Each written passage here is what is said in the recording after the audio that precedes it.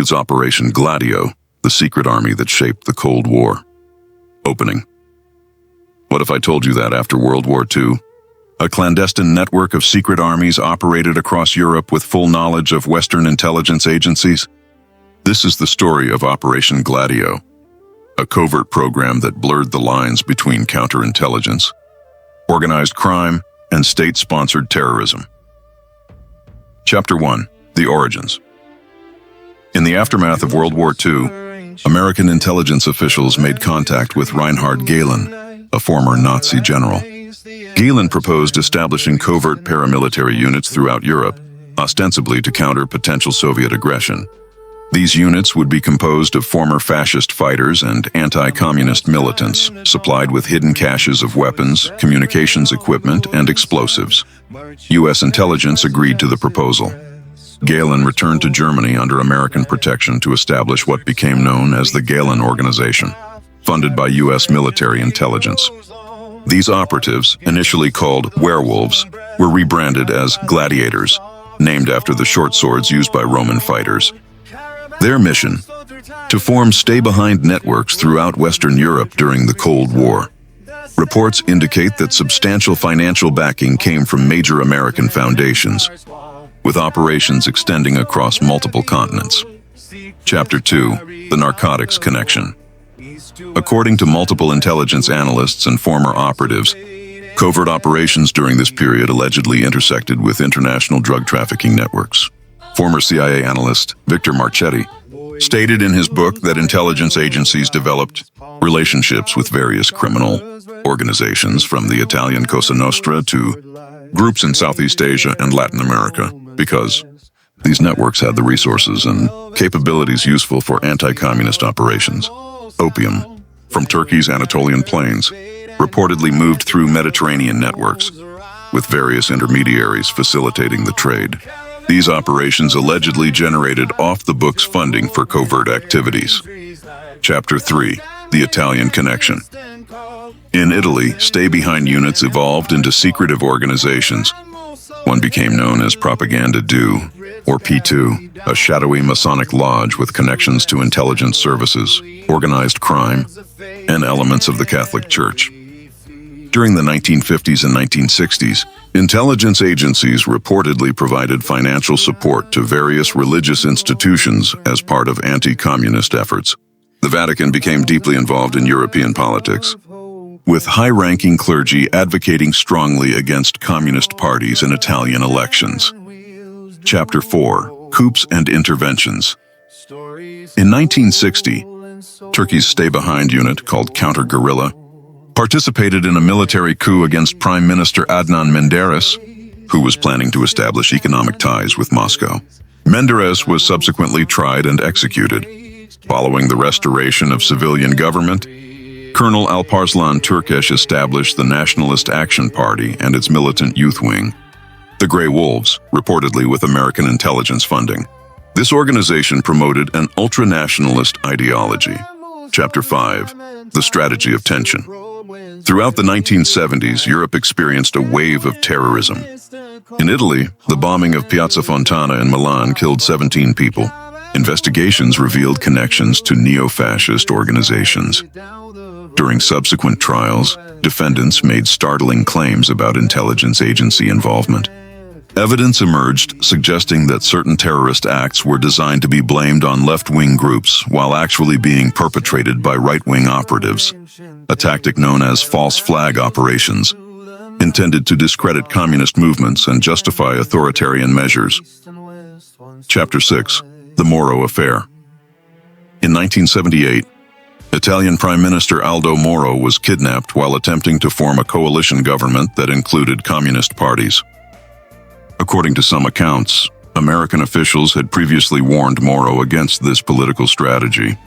Moro was held captive for 54 days before being killed. Years later, a former State Department consultant claimed in interviews that there were geopolitical reasons for not securing Moro's release, as his political direction was seen as destabilizing to Western interests. Chapter 7. Financial Networks. Michele Sindona, an Italian banker with alleged connections to both organized crime and intelligence services, created an international financial network. According to investigators, Sindona attended meetings with major Mafia figures and subsequently established offshore holding companies. Sindona's empire eventually collapsed in scandal. Another banker, Roberto Calvi, known as God's banker for his Vatican connections, was found hanging under Blackfriars Bridge in London in 1982 under suspicious circumstances. Chapter 8. The Papal Assassination Attempt. On May 13, 1981, Pope John Paul II was shot in St. Peter's Square by Mehmet Ali Aka, a Turkish ultranationalist with connections to the Grey Wolves. Aka had previously escaped from prison after serving only 6 months for murdering a prominent Turkish journalist. Investigations revealed that Aka had received substantial funding and logistical support. Turkish journalist Uğur Mumcu conducted extensive research into the assassination attempt, uncovering alleged connections between Aka, Turkish criminal networks, and international intelligence operations.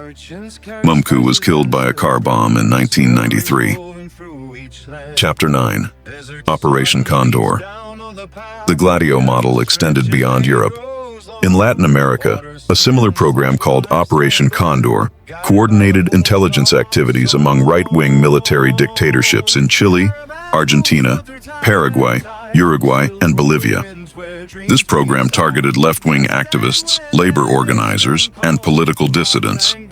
Thousands were killed or disappeared during this period. According to declassified documents, these governments coordinated their repressive activities with knowledge of U.S. intelligence agencies. Chapter 10. Exposure and Aftermath. In 1990, Italian Prime Minister Giulio Andreotti publicly confirmed the existence of Gladio before the Italian Parliament. This revelation triggered investigations across Europe. Similar stay-behind networks were discovered in Belgium, Switzerland, Germany, Spain, Portugal, Greece, and Turkey. Each had operated with varying degrees of connection to NATO and national intelligence services. In November 1990, the European Parliament passed a resolution condemning these clandestine networks and demanding full investigations into their activities. Chapter 11. The European Parliament's Historic Condemnation. On November 22, 1990, the European Parliament took an unprecedented step. After revelations by multiple European governments confirmed the existence of secret paramilitary organizations that had operated for over 40 years, the Parliament issued a joint resolution that would become one of the most significant documents in post-war European history. The resolution outlined several alarming findings. First, these clandestine networks had operated completely outside democratic oversight, run by national secret services in collaboration with NATO, escaping parliamentary control for 4 decades. Second, the Parliament expressed grave concern that these networks may have illegally interfered in the internal political affairs of member states. Evidence from various judicial inquiries suggested that military secret services, or uncontrolled branches thereof, had been involved in serious cases of terrorism and criminal activity. Third, the Gladio organizations maintained independent arsenals and military resources with unknown strike potential, thereby threatening the democratic structures of the countries where they operated. Fourth, these decision-making and operational bodies existed at a time when European cooperation on security matters was being actively discussed, yet they remained completely outside any democratic framework. The Parliament's resolution was unequivocal in its demands. It condemned the clandestine creation of these manipulative networks and called for full investigations into their nature, structure, aims, and all aspects of their operations, including their use for illegal interference and possible connections to terrorism. In Europe, it protested vigorously against U.S. military personnel at NATO headquarters, assuming the right to encourage the establishment of clandestine intelligence and operation networks in Europe.